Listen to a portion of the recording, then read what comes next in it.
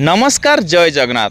आज वीडियो सुभद्रा योजनार सबुठ बड़ अपडेट नहीं आसी कारण या भितर आपण मैंने समस्ते अंगनवाड़ी केन्द्र फॉर्म को रिसीव कर पूरण कर सीएचसी सेंटर नहीं दाखल कर।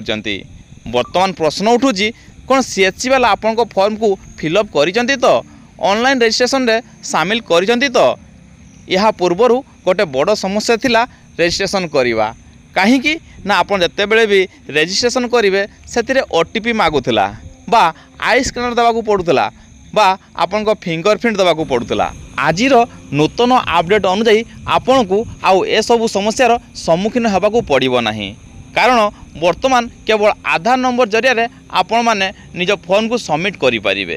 आपन कौन ओटीपी आवश्यकता नहीं, कौन आई स्कैनर आवश्यकता नहीं अबा फिंगरप्रिंट देवार आवश्यकता नहीं। केवल आप निज आधार डिटेल्स फिलअप करी फॉर्म को सबमिट करें।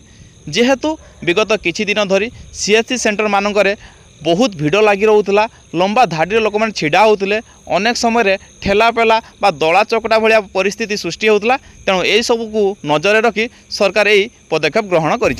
तेणु वर्तमान सुधा जदि आपण मैंने सुभद्रा फॉर्म को फिलअप कर जनसेवा केन्द्र में दाखल करना ताहले यथाशीघ्र जाई दाखल करंतु। एठारे मने रखिबे एठारे आपनक डॉक्यूमेंट्स नारे केवल आधार कार्ड संलग्न करिवे एवं आवेदन शेष पर तांकोठार गोटे स्लिप पाइबे। से स्लिप को निश्चित भाव में साइती रखिए जा भविष्य में निश्चित भाव में आपनक काम रे आसीबो।